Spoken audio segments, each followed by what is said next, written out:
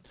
What's up, everyone? I'm Nick Campo. This is Big Boss Ben. Big Boss Ben, and we are the Lone Guys Podcast. Brought to you by NBI Financial Group LLC. If you don't do it already, go to all of our pages and follow us on NBI Financial Group LLC. Bang the red subscribe button. Turn on the notifications on YouTube. Go to Instagram, Facebook, Twitter, LinkedIn, all of them. TikTok. We are the NBI Financial Group LLC on all of them. Thank you for joining us today.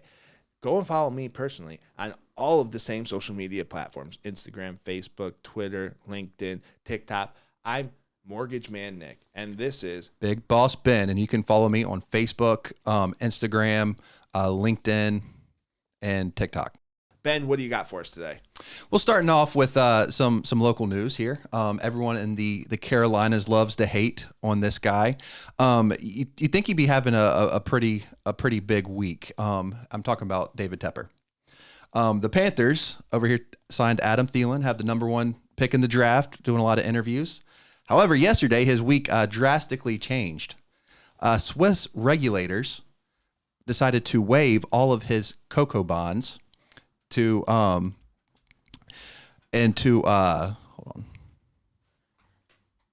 What happened, Ben? What are cocoa bonds? For Credit Suisse. Okay. So he was expected to gain billions off of this deal.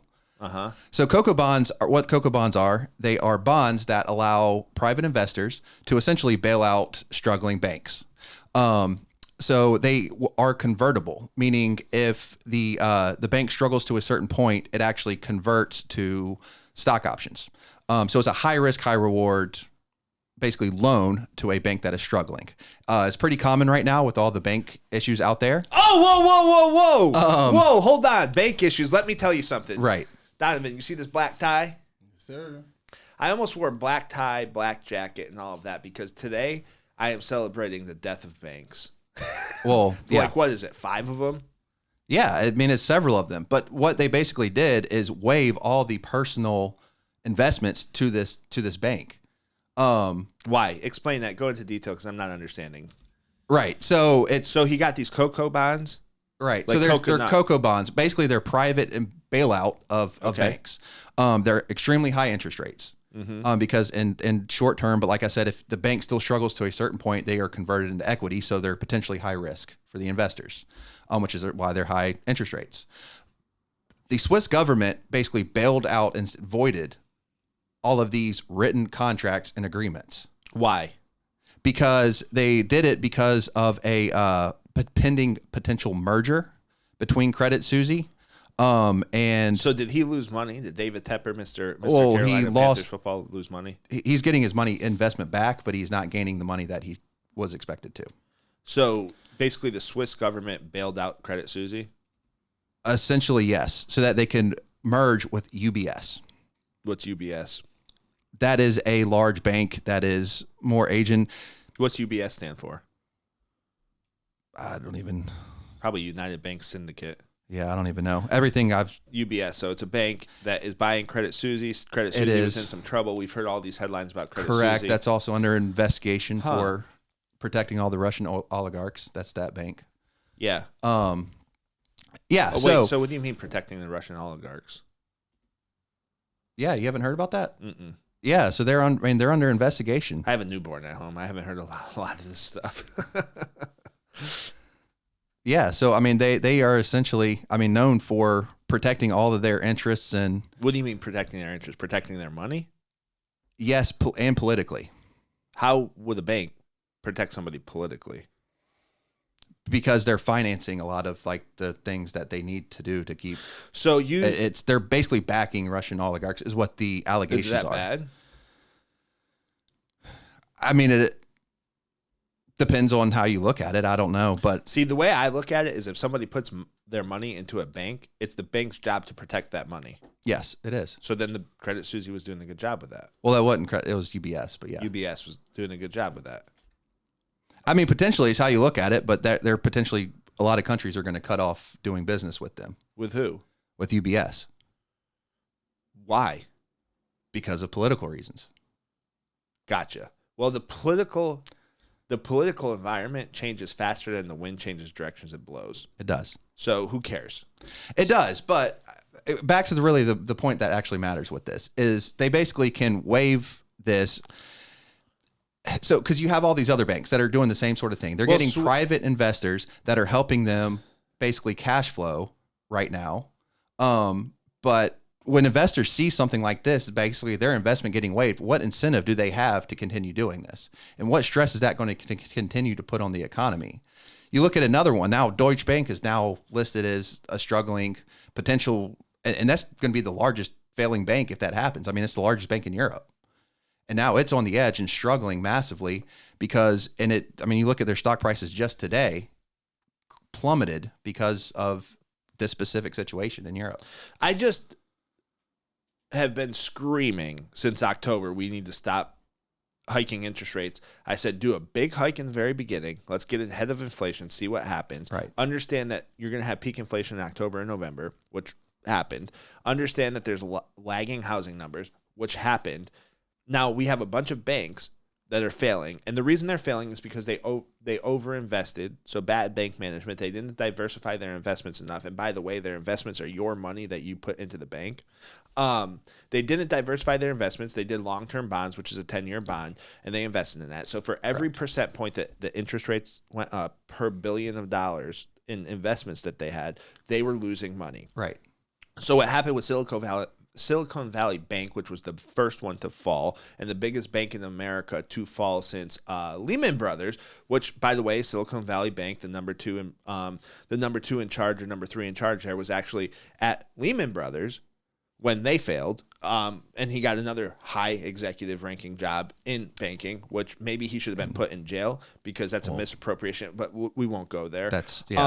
So long story short, what's happened is the Fed hiked the rates, and the American Fed hiked almost 3% this year. Yeah. Over 3%. So we've hiked interest rates over 3%, which means for each percent in hike, they're losing value on those long-term bonds. So they're losing a bunch of money on these investments, and those investments happen to be your money. Silicon Valley Bank, for example, lost $15 billion. They sold the bonds because they needed to, because they were losing money on the bonds, and they sold them at a $15 billion loss, which guess what? It dries up cash flow. People get nervous. They start going to take their money out of the bank. But what I've been telling everybody is when you put your money into the bank, they don't keep it in the bank, which is why if you wanted to go take a $20,000, $100,000 deposit out, if you had that much money in the bank, they don't have it. They don't have it, or they'll tell you to go somewhere else to one of their quote unquote main branches to get it, because they're lending that money out to other people to make interest on that money, because a bank is a business. The FDIC insures up to $250,000 in deposits per account, per bank. So like if we do very well and we make $1 million and we have $1 million in assets, we better spread those assets out to different banks if we're going to keep it in cash or reinvest in other types of accounts and things of that nature. So long story short, Fed raises rates, and it's just buckling all of these banks. And that's not good for you. It's not good for the American working class person. It's not good for the working class person in the entire world, because it means that the biggest banks, the JP Morgan Chases, the Bank of Americas, what that means is they'll go and buy up these other banks and bail them out, and there's less competition in the market. There's less banks. So all of your assets are now with 5 big major banks. And it's funny, and I wanted to get into this. Janet Yellen testifies before Congress. Yep. And she says, they ask her, okay, so what you did with Silicon Valley Bank and these other 4 banks that they're helping out, are you going to do that with all the regional banks and all of this bank? And it was a great question from the standpoint of, are you for the working class people or are you not? So are you going to bail out the local credit unions? Are you going to bail out the local banks who might be in trouble because the Fed decided to hike interest rates 3% because they weren't smart enough to see what we all saw for years? Hey, instead of overheating the economy, maybe you should have hiked interest rates a little bit more when the economy was good, but you didn't. You kept them artificially low, and it overheated the economy. And then we have COVID, and it shuts down supply chain, so it's overheating the economy. It is absolutely wild what they're doing. And they still, after Jerome Powell, what he said, they still have no clue as what they're doing. And I used to wonder, are they doing this on purpose, or are they incompetent? And my answer was, I watched Jerome Powell's press conference. They're incompetent. They don't know what they're doing. They're not doing this on purpose. But long story short, Janet Yellen literally said that they are going to pick and choose who they're going to save dependent upon how much it affects the overall economy. So just so everybody here in this conversation knows, I want you to understand this. If you have your money in a local small bank, you better hope that Janet Yellen, and if you don't know who Janet Yellen, JanetYellen, Janet Yellen, look her up. If you don't know who she is, look her up and what her role is in the American economy and for this administration. She said that they're going to pick and choose who they save or who they help. That means if your local small bank, your local regional bank, your non-JP Morgan Chases, your non-Wellses, your non-Bank of America, those banks, if there's a run on them, here's what that means. You better hope Janet Yellen has some money in that bank or likes that bank, because she is going to decide whether or not she ensures or she makes sure that those banks remain whole based on the effect it has on the economy, aka based on whether or not she thinks it. These people are nuts, man. They are. For everybody who's screaming about socialism in America, it's here. This is it. But it's not technically socialism, it's corporatism. Yeah. Because it's big corporations that work hand in hand with the government. And that's how they're deciding, okay, is this bank big enough to get fixed? Well, guess what? The bank is big enough if they had enough lobbyists to pass enough laws to protect their interest. There is no, this is not capitalism. America is not capitalism. And this is hurting the working class American, because what's going to happen is if your bank doesn't get saved, and Jerome Powell being the dummy that he is, who keeps wanting to hike interest rates, he's talking about another hike. They did a 1/4 point the other day. They're talking about another hike because there's some quote unquote key factors that they need to see in order to show that interest rates are or that inflation's cooling. Yeah. Did you look up what Barry Habib said? So which time?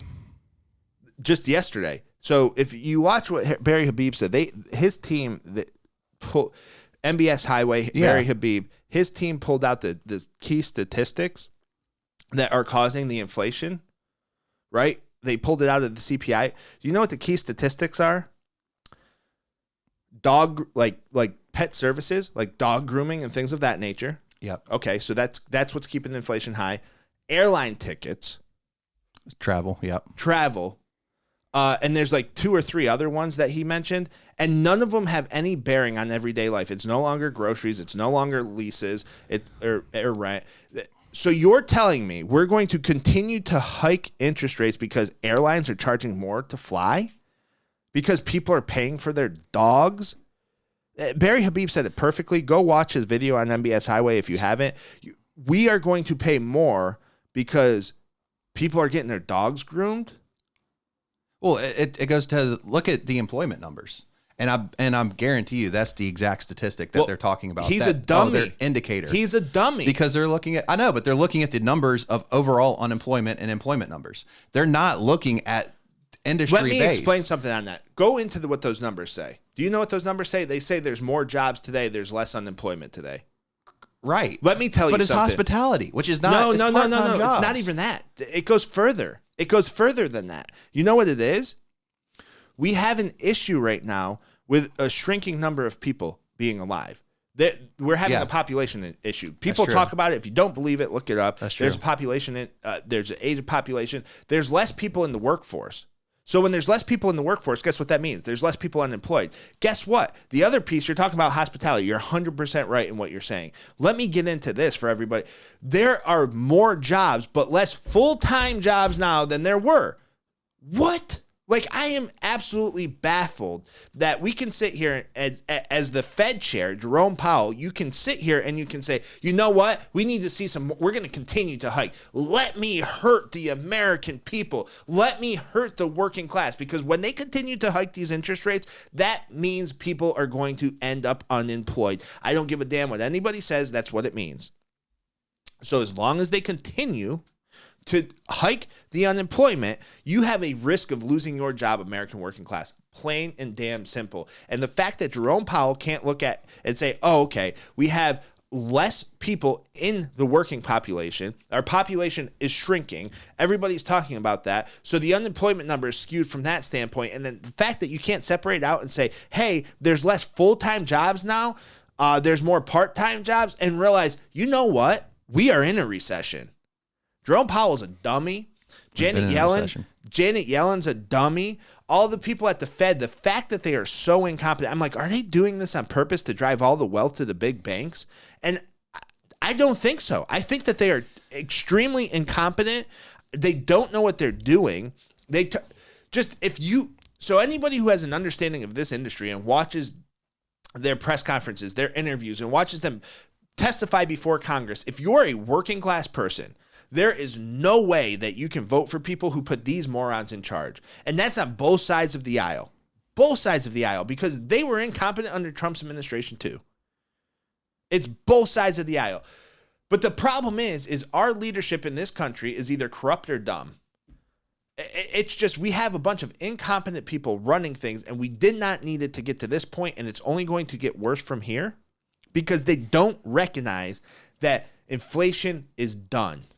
Right. Inflation's over. Okay, yeah, the numbers are staying around 6% right now. Why is that? Because the new leases and the new signed leases and the cost of living sheltered inflation is not in yet. Right. It's a 12-month rolling average, and by May 10th, you're going to see it's going to be in the 3 to 2% range. And it's just fucking wild that the Jerome Powell, the Fed chair, cannot see that, and he's saying inflation is still high because of certain key indicators. If airline tickets are a key indicator, then I'm fucking Superman. Right. Right. Because you have these leases that are from 12 months ago that are still before inflation had peaked. You have car loans and leases from 3 to 5 years ago. I mean, it's going to continue to increase because of that. That doesn't mean that that's where the natural inflation rate of the economy is. But I mean, more to that, because the Fed's over here too saying, oh, it's stable, especially with the banks, that it's stabilizing. It's not stabilized. Yes, we'll be there. It's not stabilizing because they're sitting here saying, oh, but week over week, it's the amount of draws from banks for like the emergency draws that the Fed issues is decreasing.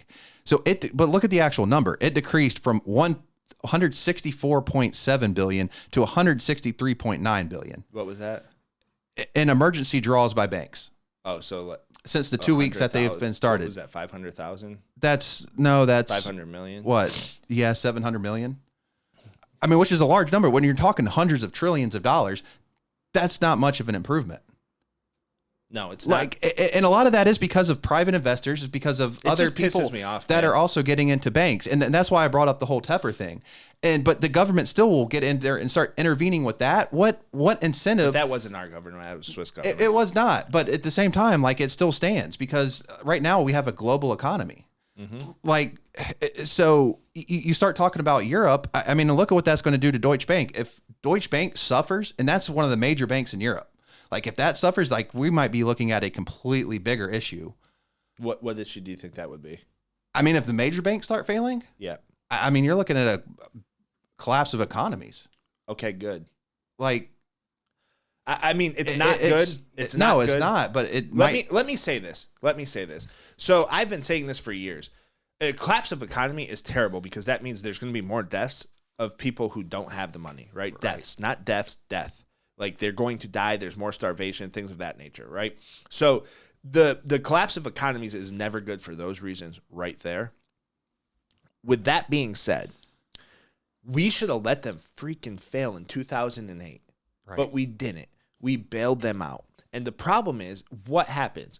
There's an incentive now for these heads of the banks not to hedge properly because they know they're going to get bailed out. Right. You don't think that the European Union is going to bail out Deutsche Bank?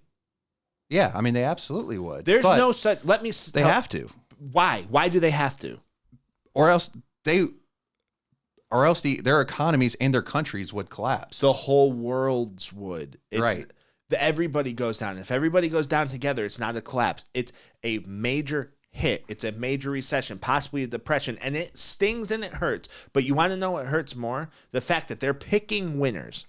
And people in Right. 2008 argued that. Agreed. Guess what? Guess what that means? In 10 years, we're going to be in the same spot, 10 to 15 years. It's 14 years later, 15 years later from 2008, and we're having the same damn conversation. Now, it's a different situation than 2008, but guess why we're here? Because these heads of the banks, they made bad fucking investments. They didn't diversify the investments. They did not diversify their investments at all. There's no incentive for them to do so because they know they're going to be bailed out. So you don't have the elite, the cream of the crop, actually running these places. You want to know how you get the cream of the crop? You stop bailing them out, you allow them to fail, and you allow other people to take their place. Because guess who's taking the place? The cream of the crop takes the place. Look at the mortgage industry. The mortgage industry, especially on the broker channel, because I do want to talk about this, the broker channel, you have the best lender in the country right now who's number one in all of lending. Yeah. And it's in the broker channel. You have probably the second best in the broker channel, and they're rivals with each other. How did we get new companies rising up and taking that much market share so they could be number one? Competition. Competition. The old companies failed. They didn't bail them out. They allowed them to fail. Right. And somebody was there to step in, take their place, and do it better. And if you don't do that, you incentivize people doing what's happening at Silicon Valley Bank and investing in energy smart stuff and investing in long-term bonds and putting too much and not diversifying enough and going to this whole green stuff. Here's the other piece with it. And I don't want to sound like a conspiracy theorist, but this is true.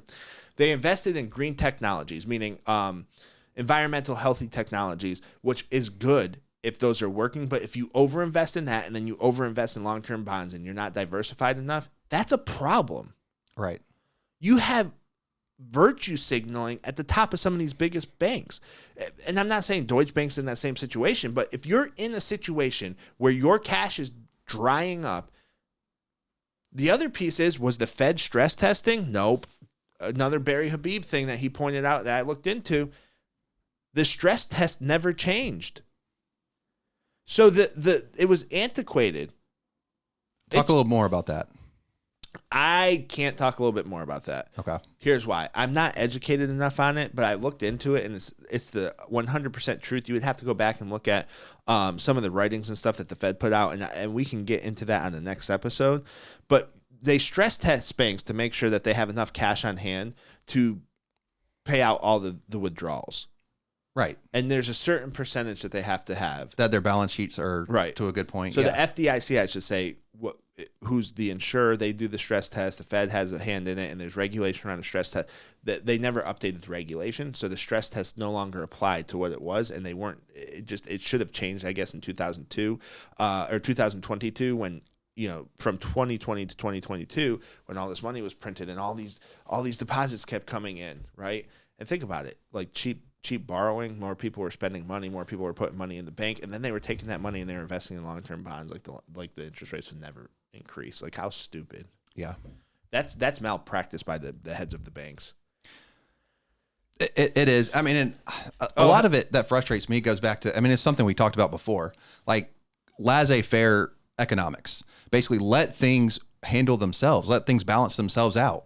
You have these companies, you have these investors, you have all the people. Like, at the end of the day, things will balance and work themselves out. They always do. They do. Like, where you're going to run into issues is when it's way more interference, like through government. It may be short term, smoother in the short term, but long term, you're putting yourself at a disadvantage. 15 years later, we're in a disadvantage. Exactly. This is all the 2008 stuff. Well, 2020, I think it maybe even a bigger impact on it. 2008 definitely had an impact because they didn't allow them to fail and other people to take their spots. They should have let the big boys fail, and if they failed, it would have put us into a depression. So they were looking at it from a short term, but it's not just us. It would have put the world into a depression, and maybe we needed the reset.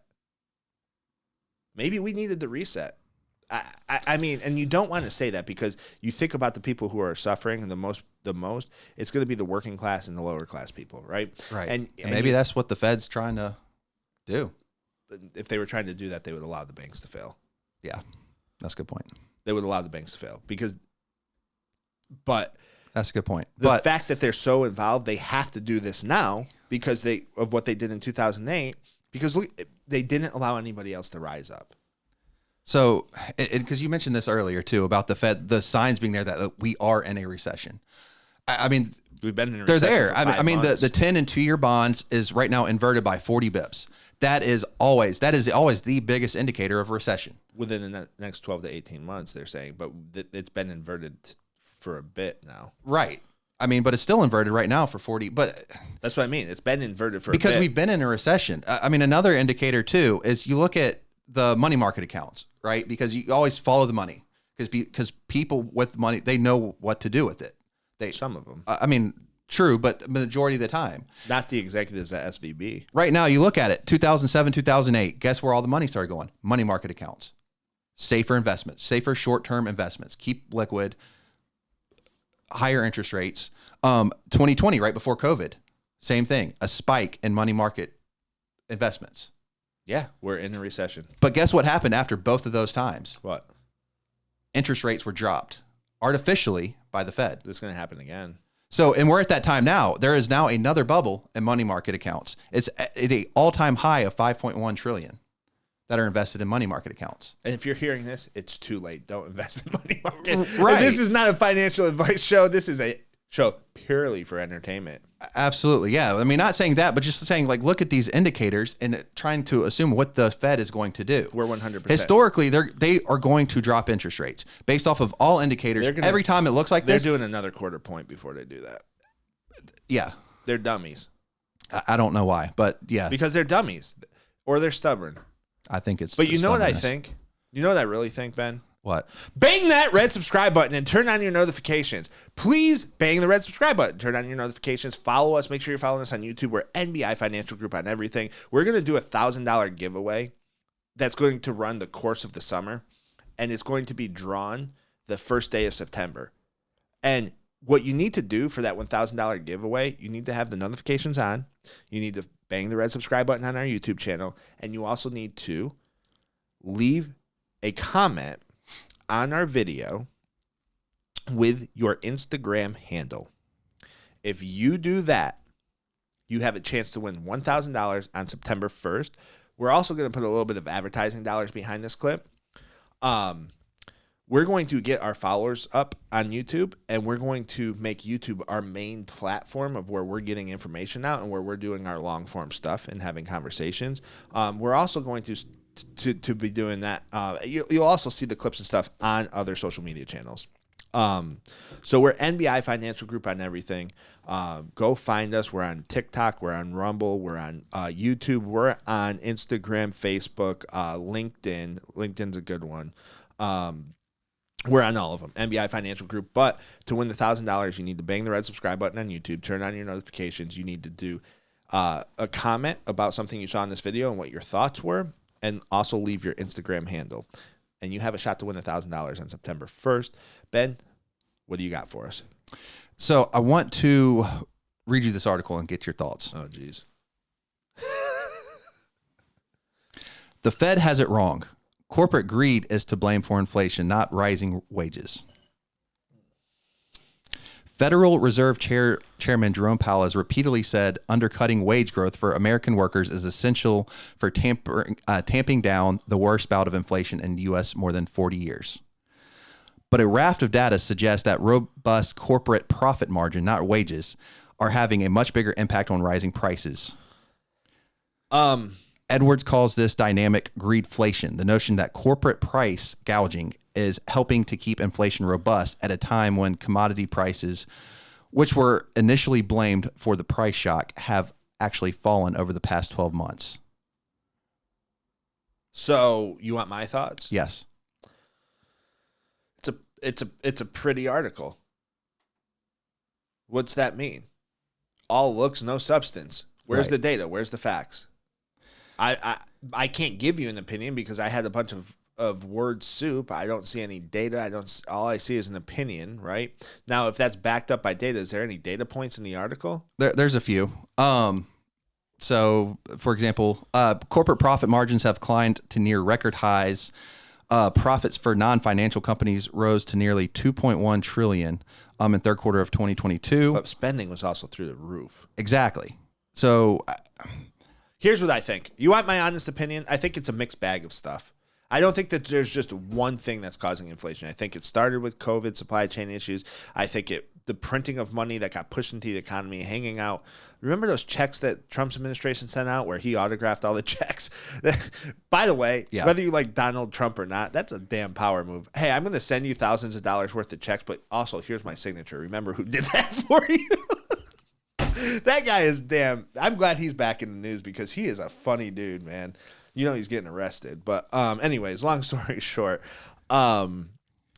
there's a mixed bag of stuff that caused inflation, and articles like you're reading and these data points and stuff, I can't give you my opinion on it because I have to extract the data, look at the data and the full picture of the data. Is corporate greed responsible? I don't know. A corporate's job is to make profits. Exactly. So that's their job. A corporation's job is to make profits. A business's job is to make profits. It's absolutely wild to me that people are screaming about businesses making profits.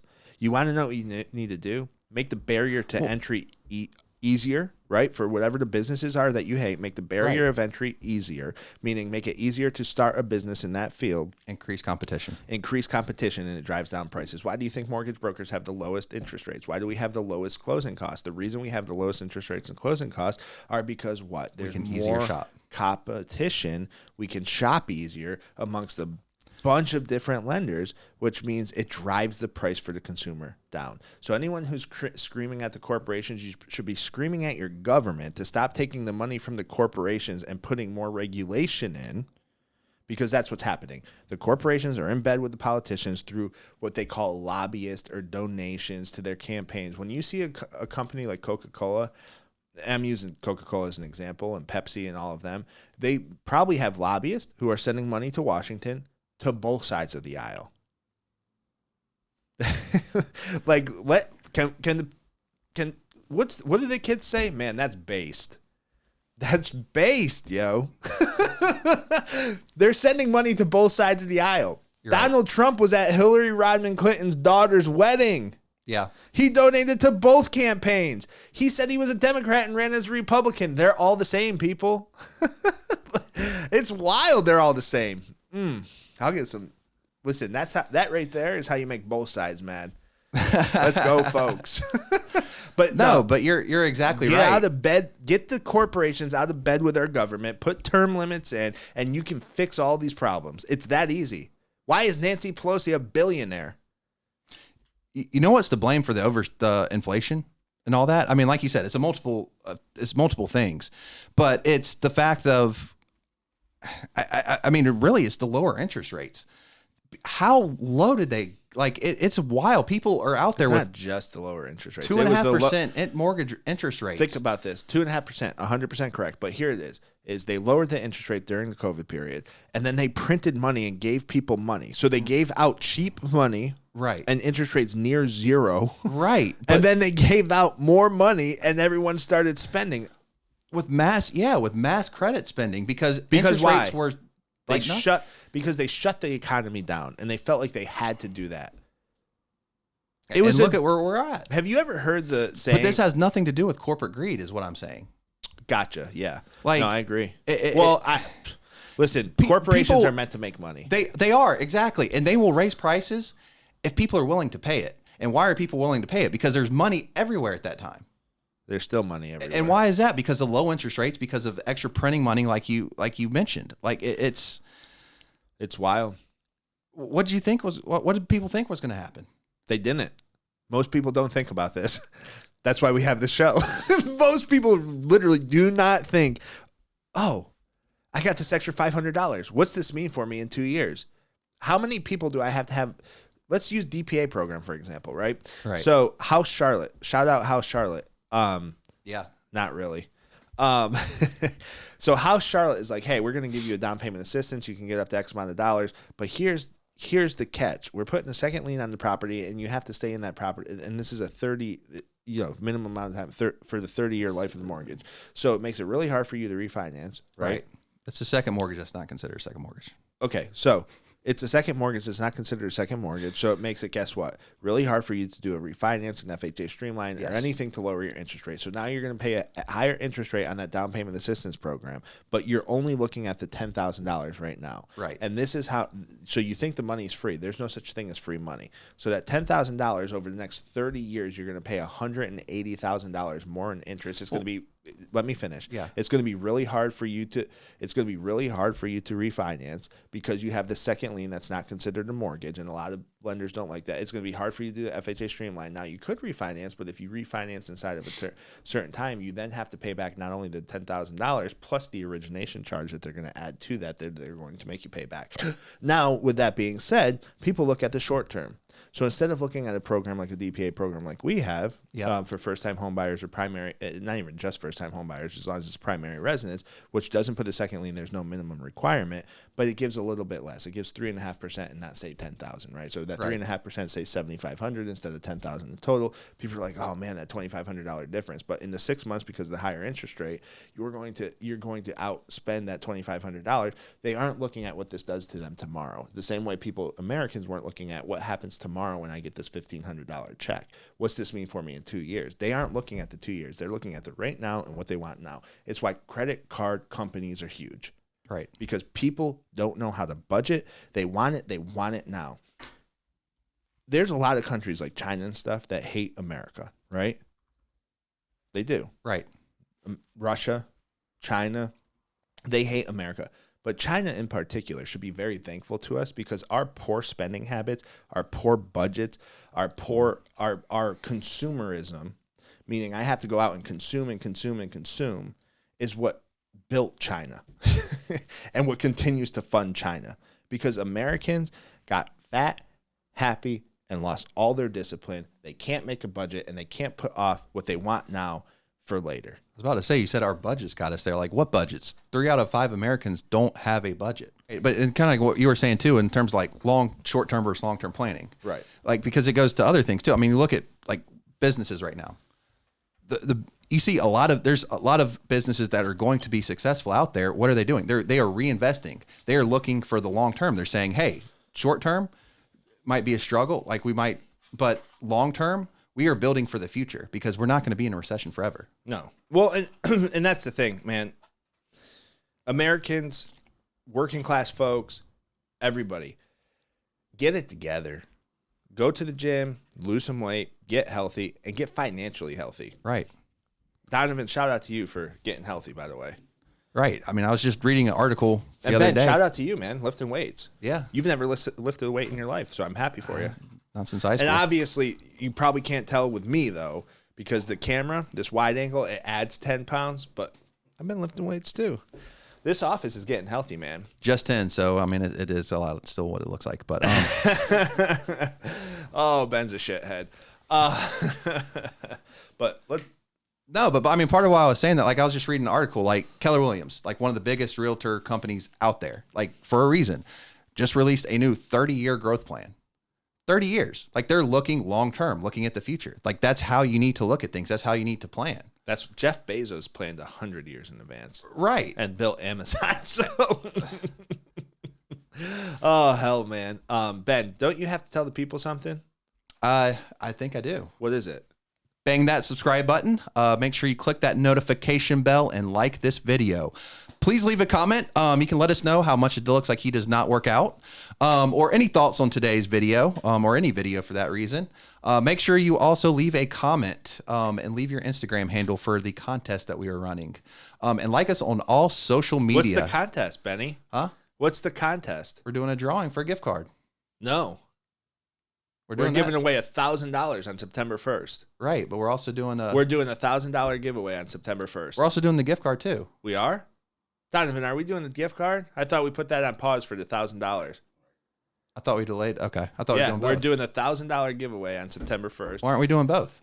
We're not doing both. We're giving away $1,000 cash or Bitcoin, whatever they want. Okay. So here's what we're going to do. Bang the red subscribe button, turn on the notifications. Follow us on all social media. Follow us on all social media, but follow us on YouTube. That's where we're doing the giveaway. You have to be subscribed to us on YouTube. You have to have your notifications on, and you have to have commented on a video, and not just like, hey, I want to win $1,000. You better watch the full video. If it's an hour long, watch it. If it's 10 minutes long, watch it. You better watch our videos and comment on them, your thoughts. You're going to get a little bit educated. You're going to have questions, and we'll answer your questions. But when you comment, make sure you leave your Instagram handle. The more you do that, the better chance you have of winning. It's a random drawing, but for every comment that you leave, question that you ask, let's do that, Donovan. Since I just came off the top of my head with it, the $1,000 giveaway, and I'll say this on the next one so that we can cut it and push it. The $1,000 giveaway, it's not just a comment. You have to ask us a question that pertains to the video that you're commenting on. And for every question you ask, I guarantee that we will answer. And this is on YouTube. I guarantee that we will answer, right? And for every comment you make, you get every question you ask and leave your Instagram handle, we'll give them one extra entry into the chance to win. So the more you watch our videos and the more you comment, the better chance you have to win $1,000. And let me tell you about that $1,000. We're in a recession. You need that $1,000. So is that fair? Are we good? Like, are we all clear on that? Benny, I'm sorry for ripping on the $1,000 contest, but this $1,000 contest that's going to run through September 1st is going to be a big damn deal. Yeah. Because we're going to select the winner, and we're going to bring them on the podcast. We are. Okay. They're going to come on the podcast, and we're going to hand them $1,000 in cash, or if they want Bitcoin, we'll transfer it live on the podcast. And I hope it's just an everyday American so that they can ask us questions about mortgage lending and being a mortgage broker, because there's nobody better in the business than me and you. And the rest of our team, Sarah Crespo, we're a team. Shout out to Sarah. Shout out to Linda. Yeah. Shout out to Donovan, the best in the business when it comes to figuring shit out when it comes to social media. And Liz as well. And Liz Campo, she makes sure we all get paid and does the office manager stuff. Shout out to my beautiful wife, and she just had a baby. So that's right. All right, what's our next? What we got? Wanted to shout out. So the Carolinas are our home. Yes. We've already confirmed, like, Charlotte's the #1 real estate market according to Zillow. According to the U.S. Housing Bureau, the Raleigh area is the #1 market in the country. Now Myrtle Beach joins this rank. So that what? Dirty Myrtle? Yeah. leads the country in new home construction permits with 11,550. Dirty Myrtle, man. I never. 11,550 new homes being built in Myrtle. Compare that #2 city in Ocala, Florida, 5,318. So double the second largest growth. So that is wild. Is it actually Myrtle Beach, or is it Conway or Nichols, like Horry County? I'm sure. No, it's the city limits of Myrtle Beach. Man, they needed some new stuff built though. I mean, it is trashy down there. Oh my gosh. Shout out Myrtle Beach. No, but it is. I mean, and that's after 16% growth last year. Hopefully they make those golf courses a little bit nicer. An appreciation. So, you know what Myrtle Beach is? What? It's the poor person's Hilton Head. No. Only the best come from Myrtle Beach. Ben's from Myrtle Beach for everybody watching. Only the best come from Myrtle Beach. I can say that with full confidence. Oh man. What else you got for us, Benny? So, wanted to and this kind of bridges to that article I read too about the big businesses, about how their greed is affecting the economy. Right. So, kind of wanted to get into this is just some overall philosophy thoughts. It's in psychology thoughts. Philosophical. Yes, philosophical. And it's really based off of Jordan Peterson quote about agreeable and disagreeable people. You're right. And how, in order to be a benefit to society, you need to be a disagreeable person, which means you need to be a little selfish. I don't think so. Because, I actually go into it. Go ahead. Okay. Well, it depends on how you look at it, but in terms of it, because it's actually not being selfish, because you need to be someone who is driven, who is going to focus on yourself to improve, not someone who is going to lay back and just go with the flow and not question anything, because only by doing that will you actually have the ability to do good. Right. So you're not being selfish. At the end of the day, no, but you are being, you're being self-centered to a point, because you have to be to get yourself to a point that you can actually be a benefit to society. In order to be a great man or a great woman, you have to make sacrifices. And those sacrifices to some people seem self-centered. Right. But anybody who is trying to raise their level knows that it's for the betterment of society. Exactly. For the betterment of their family. Like, so for example, I started this business because I wanted to do well for society. I wanted to be able to get more people qualified, specifically self-employed people. I want to get more first-time homebuyers in homes. I want to help people who are from lower income communities learn that homeownership is a possibility. That's what I wanted to do. I started the business. Do I profit off of it? I do. So some people looked at it as self-centered, but I was looking at it as I'm helping the community as a whole. And then I started educating myself and reading a book and like doing that books and getting smarter and getting better and working harder. People looked at that as he's self-centered. This is why he's doing it. But it's actually raising the level of society. Here's the other thing. Right. Started working out. We mentioned that on the show. Yep. I did that not for me. I did that because I want to live longer, which seems selfish, but I want to do it because I have children. Right? So exactly. You start doing this stuff that a lot of people say is self-centered, but nobody really does it for self-centered purposes because it doesn't go very far if that's your why. So I disagree with that. Disagreeable is, and maybe this is self-centered, but I disagree that disagreeable is a selfish trait. So I agree. And if you're watching this, I'm sure you have heard him saying he wants wolves, he wants cheetahs, sharks. I always say monsters. Like that's you love monsters, yeah. Yeah, but that's exactly what Monsters Inc. as a kid a lot. I did watch it the other day with your family too. You did. But that's what that's referring to. Yeah, it is being that person who is able to contribute to the society, and he's like that. And going back to Jordan Peterson, he says like an agreeable person is someone who does things that they believe are for other people. That, how can I help these other people? They don't put themselves first at all. But that actually is a detriment to everyone else. Correct.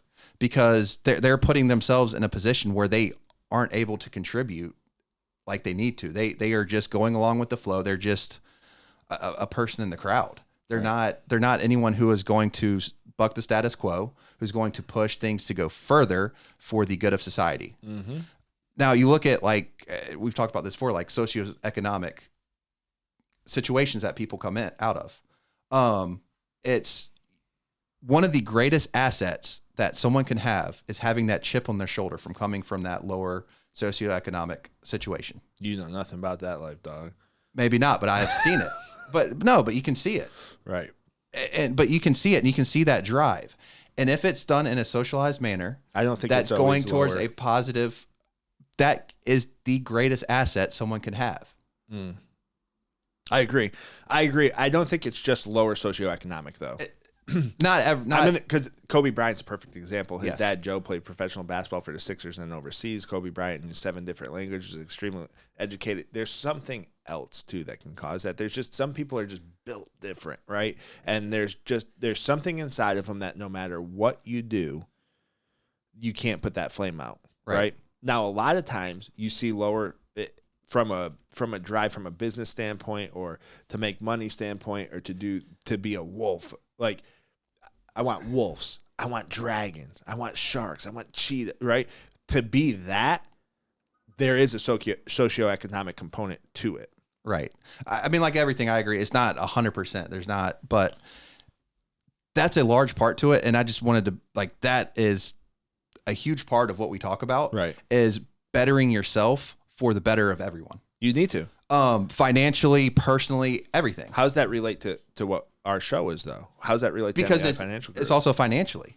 Because you also have to be able to take care of yourself financially, have that budget in place, have the things that are going to protect you and your family and your community. Because, I mean, if you put yourself in a better position, what good can you do for the community? First, you have to be able to pay your bills, to be able to pay your taxes, to be a benefit. Taxes? Yeah, oh, yeah. That's a whole other thing. But that comes from my therapist who goes, do you pay taxes? Then you're a contributing member of society. Really? Yes, constantly. But I'm glad you have a therapist. You needed it. But what I mean is it's you have to take care of yourself to be able to take care of other people. And having a financial plan, having financial literacy, which is really in basis, like the core reason why we do what we do.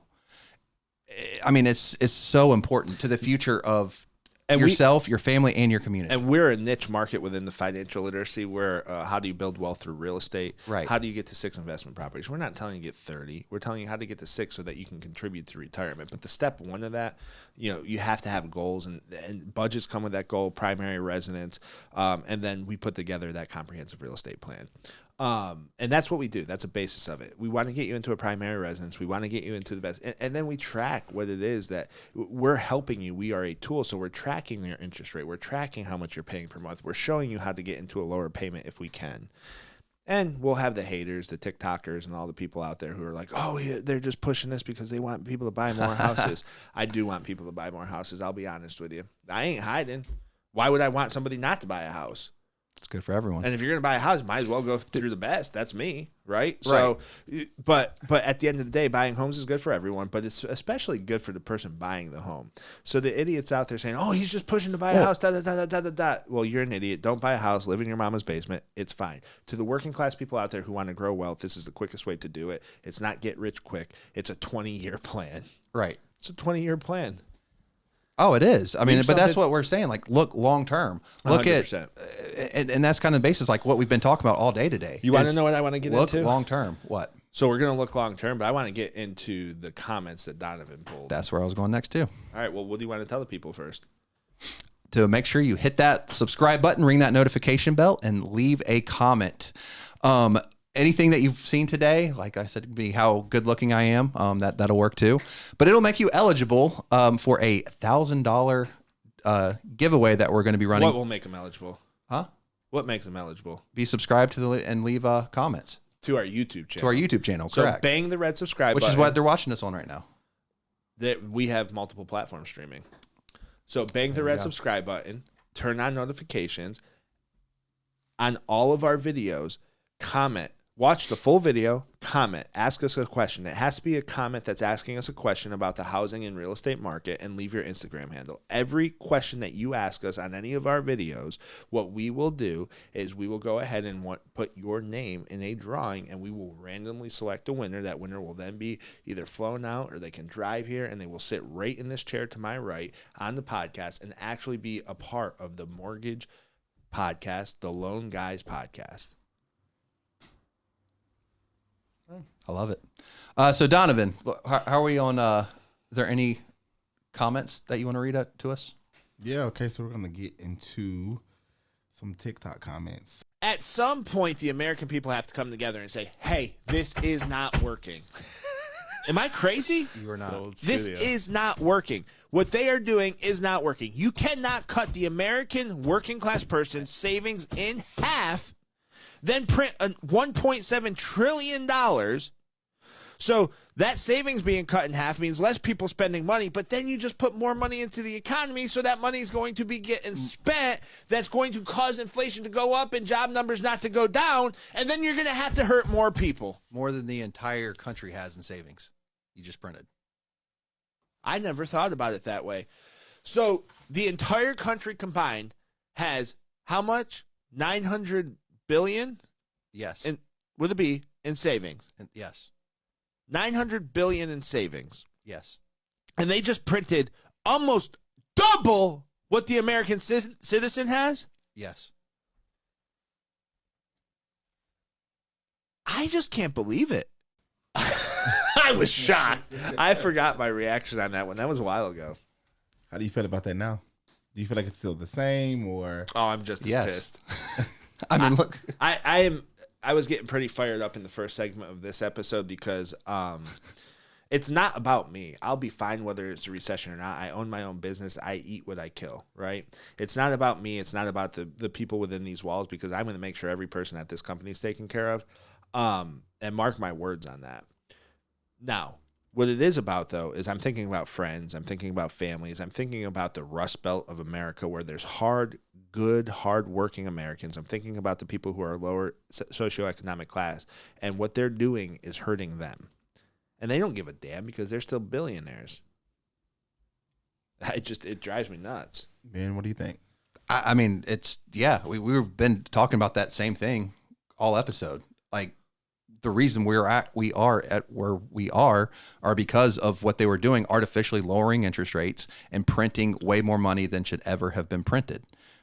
Common sense tells you that's going to cause inflation. 2 years after 2020 or 3 years after 2020, look at where we're at now. Right. I mean, we're at the worst economically we've been at since 2008. Probably in our working life. It is. I mean, that's when we entered the workforce, 2008. So, yep. Oh, okay. Well, we got some comments in the video, of course. There's a lot. Actually, there was a lot about rallying, like coming together to like say something about it. So this, did I respond to all these videos? No, you didn't respond to these comments. Okay, so these comments, so all the comments on TikTok, I plan on responding to, which I normally do. Right. We had the baby. My wife right. had our daughter, so I was out for the last 3 weeks. I was working remotely. Excuses. I'm back now. Okay, yeah, you're right. You ain't wrong. I'm back to working full time, and I will also respond to them in video. It's okay. We understand. But a few of the comments, someone said, "Let's go Tea Party 2.0. Skip taxation day." My people, yes, let's dump the tea into the Boston Bay. No taxation, even with representation. That's my man. Now, we do need to come together, though, and make sure our roads and our military services, that we aren't invaded. But no taxation without, even with representation. right. That's going to be a T-shirt. Donovan, no taxation, even with representation. Hey, kind of creative. Thank you. Someone said this should make you live it, of course, though, but you already said that. Someone said it's a deflection from the rich people paying fair sharing taxes. It's plain and simple. It's the burden of the debt is being pushed on the Americans.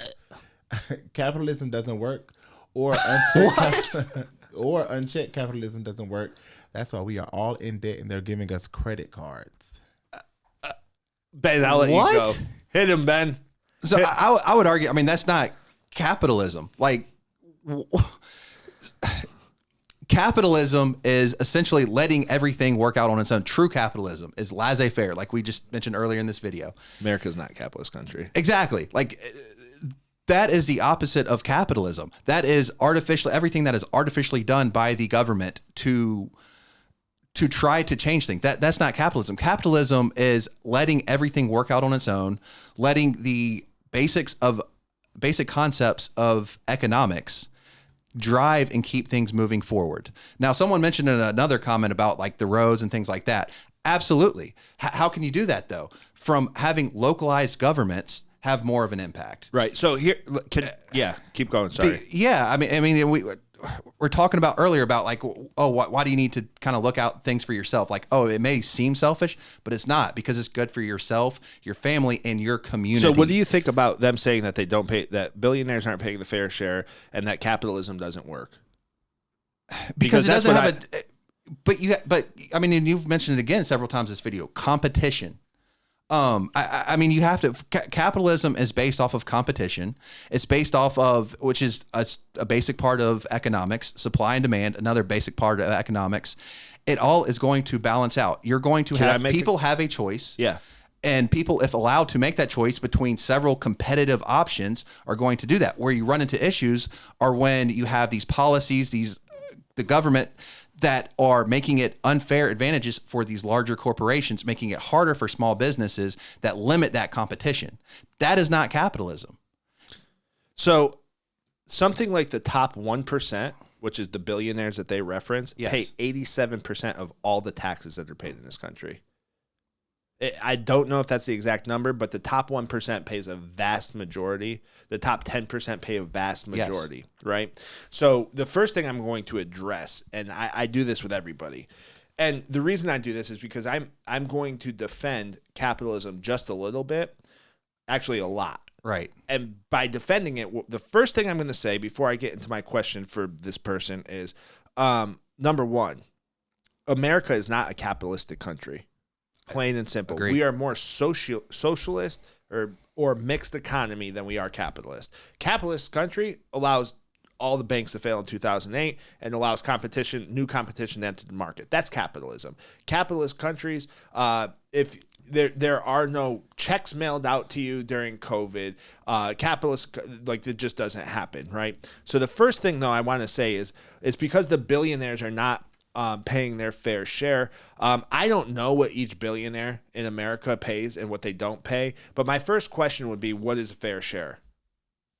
Donovan, do you know what a fair share is? No, but it's a good question. What's a fair share? Ben, I do this to you all the time. Yeah. If you don't give me a specific number when you say fair share, I can't take you serious. Like, you don't say fair share, but I know what you mean. But when you call me and you're like, Give hey, specifics. You said to me one time, hey, they need to put a pretty big down payment down. And I said, when we were trying to qualify someone, I looked at you and I said, that tells me nothing. Why? Because you didn't tell me how much the down payment has to be, so I can't go to the client with that. This person saying fair share, you just told me nothing. You didn't tell me what a fair share is. What is a percent of fair share? Now, also, when we're talking about fair share, those billionaires who created those businesses that other people are making money from that are getting taxed on, and they're paying employees health insurance. You know, we pay 82% of our employees' health insurance cost. Like, does that count towards the fair share? How about the tax revenue that's generated within the community because people like yourself or Sarah or Donovan now have money to go out and spend and buy stuff and go, not that Donovan drinks anymore, but get a nice margarita at a good restaurant. You know what I'm saying? Like, does that count towards a fair share? Because Donovan, when you go out and you spend the paycheck that you earn, that you get taxed like, what, 8% on it? 8% sales tax. So does that count towards the fair share? So tell me what the fair share is, and then let's have the conversation. First thing is, America's not a capitalist country. It's more socialist or mixed economy. I would call it corporatism because the corporations step in and they pay the government to, guess what, put more regulation in to make competition harder. If we were a capitalist country, we would have allowed the banks to fail. It would have hurt the people, but it would have been better for the people. It would have been like a phoenix rising from the ashes if we actually allowed these banks to fail. Yes, it's going to hurt. We're going to burn up a little bit, but then guess what? It's going to create some strong people, and those strong people will survive, and they will come up and so we're like a phoenix. Read that comment again, Ben. I'm sorry, I'm not going to let you talk right now because I want to address the next point. So we got through. He said capitalism doesn't work. Unchecked capitalism doesn't work. That's why we're all in debt, and they're giving us credit cards. So the credit cards piece. Let's talk about this. So in America, what's considered low income in America is considered rich in the rest of the world. Now, somebody said on a different video, but it costs more to live in America. Yeah, maybe. But 3 out of 5 Americans don't have a budget, right? I would argue that when you create a budget, shout out to Dave Ramsey on this. When you create a budget, you're giving yourself a raise because you know where all your money's going. And I took this lesson from Dave Ramsey. Your money, your dollars, picture those dollars as little soldiers, and you want those little soldiers to work for you. But soldiers don't just start fighting the enemy, or the National Guard doesn't just go start saving the community in disaster situations. They need a general to tell them where to go, how to be uniform, and what to do. That's your dollar bills. So if you have a credit card, that's on you. If you spent on that credit card, that's on you. I'm sitting in the room with somebody who, to me, has shown he's extremely disciplined. I actually talked to Liz about this, who is now working 2 jobs. And not because we don't pay him enough, but because he's trying to develop discipline and do some different things. He borrowed a book from me. He's trying to better his life, quit alcohol. Not that he had a drinking problem, but he's being disciplined. Couldn't be more proud of that person. You're being disciplined. Couldn't be more proud of you. I'm being disciplined. Still not proud of myself because that would take away from who I am. I beat myself up. But we're being more disciplined and we're trying to better our lives. You have a credit card because you choose to have a credit card. You could go get a second job, pay off the debt. And I'm not saying that's why Donovan's doing it. I don't know. But you could pay off the debt, put yourself in a better economic situation. You could do that, but you're choosing not to. You're choosing to have nobody's forcing you to get a credit card. You don't have a credit card because capitalism doesn't work. You have a credit card because you wanted to spend and you didn't want to think about the future, period. Like, there are more jobs available now and a less of an unemployment rate. And granted, they aren't all full-time jobs. Jerome Powell said it himself. We talked about it earlier. There's less full-time jobs, but there's more jobs. So you could pick up a job to better your situation. Right. You could pick up a second job to maybe buy a home eventually. You could pick up a second job to put 20% down payment. Dude, like when I first started in this industry, we made nothing. We made like $15 an hour, which was like, and that was a 40-hour-a-week job plus sometimes overtime, but we didn't get paid overtime because we were temp workers. Do you remember I used to umpire? Yeah. I used to umpire. I would umpire 10-hour days on Saturdays and Sundays so that we could buy an investment property. I don't want to hear this shit about capitalism doesn't work. Capitalism doesn't work if you're fucking lazy. Because guess what? That's why the number one argument for communism, socialism, or the community runs this or that or the other thing is the lazy person saying, I want to ride the backs of somebody else. In a capitalistic society, a true one, which America is not, I was about to say, yeah. You would go and work your butt off and you would be successful. And you would be as successful as as hard as it was that you worked. Now, you do need checks and balances. You don't want child labor. You don't want businesses forcing people to work 60, 70, 80 hours a week. It should be optional if they want to do that and the work's available, but they shouldn't have to. So there needs to be checks and balances. So to sit here and say that we have credit cards because capitalism doesn't work and America is failing, I would be willing to bet that person is a Chinese bot. Well, Chinese robot commenting on our video. That takes me back to the comment you made. You in one of the videos you said, "Stop counting other people's monies." Yeah, man, and stop counting their pockets in your mom's basement.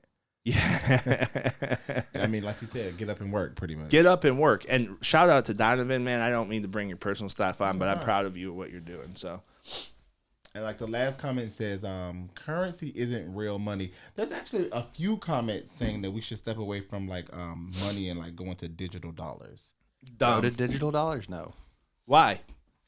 Why would we do that? I mean, the CBDCs, the central bank digital currencies, maybe they're talking about something that's more decentralized like Bitcoin.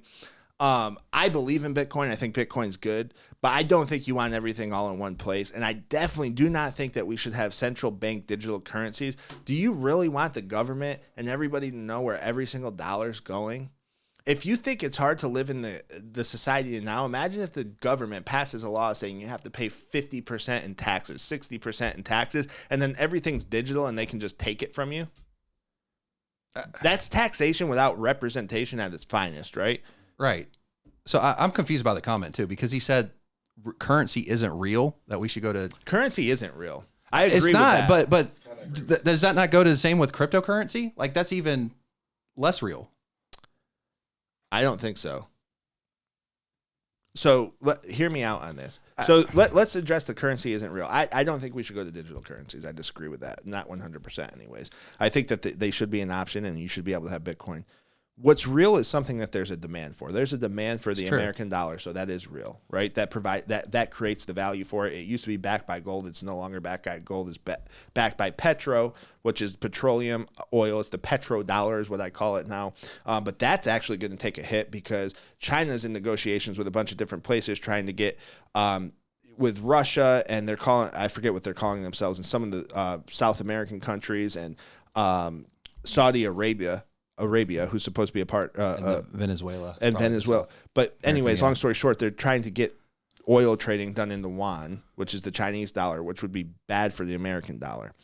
And this has all started because our politicians decided it was a good idea to get more involved in the world and take over a base in the Philippines, which is close to China. They took it as a threat, and so now they're trying to get rid of the American dollar, whatever, right? So long story short, anything that there's a demand for, there's a value there. Right. Bitcoin, there's a limited number, 21 million that can ever exist. It's almost untouchable because you can put it into digital wallets and so on and so forth, and there's a demand for it, so there's a value there. That's what makes it real. But currency isn't real. It was something that was created to track. It was created to track your production, essentially, right? So like if I go out and in the mortgage industry produce a bunch of mortgages, that thing that's a currency that has a value assigned to it because people want it, it allows them to buy hats and sneakers and food and clothes and shelter and all that. It's a way to track the value that you're bringing to the world. So is currency real? No, because, and here's the thing too, is about the capitalistic society. A true capitalistic society would be it's a bartering society. Yes. It's okay. Donovan made that Penn State hat, and he wants my coat that I made, and we both have extras of them. Okay, I'll trade you a hat for a coat, or I'll trade you this hat. That coat is worth 2 of these hats, so take 2 of these hats, and I would wear one, and I would trade that hat for some apples. That's how it started, yeah. That's a true capitalistic society. We're not that, and haven't been that probably since the creation of currency. But long story short, yeah, no, going to CBDCs is a terrible idea, or digital currency only is just a terrible idea. Going 100% away from the American dollar is probably a bad idea. We want decentralized control by the people to an extent, right? Because if it's completely decentralized, then it allows a lot of criminal activity. One of the big things that I see a lot that we're trying to stop is sex slavery and things of that nature. Right. If you're completely decentralized, good luck stopping that. So, what? No, I agree. I mean, he did say in the comment, only gold and silver have retained purchasing power. I agree with that. Silver's rose too. It's higher up, but yeah. They have retained purchasing power. That's true. Sure. I agree with shit, that. man, but we can't all walk around with a bag of gold. Yeah, We'd be like pirates. No, but I think what he's saying is, but the dollar goes back to the gold. Ching. Or get the dollar back to the gold standard. Like that's. Right. You want to talk about hurting? But you got to hurt the economy pretty bad to do that. Yeah. You would have to blow up there would have to be a great reset, like all the conspiracy nut bags are talking about. Well, because that's a super complicated thing. But to get back to the gold standard, you essentially have to destroy a bunch of dollars. So you would have to take a bunch of dollars out of circulation. And if they're taking the dollars, I'm pretty sure they're not taking it from themselves. They're going to take it from us. Right. So, yeah. Yeah, I mean, for the most part, because someone else even commented the same thing. It said, the most American thing you can do right now is abandon the dollar, take the money printing away from the government. But that's the Boston Tea Party modern day, baby. 2.0. 2.0. No taxation, even with representation, right? But I will say this, like, I would contribute my fair share. The share that I felt was fair enough to provide my local community with roads and police force and fire departments and sewers and all of that. And we would have to look at the budget. Absolutely. And we would stop inflating the budgets, right? So there would be a lot less people who were part of the government bureaucracy that were taking $80,000 to $100,000 salary. Imagine if you got rid of all the dead weight in the government and made it efficient like a business, how much money you would save. That's a whole other topic about outsourcing all that, but I think you should privatize it. Yeah. But don't tell anyone that.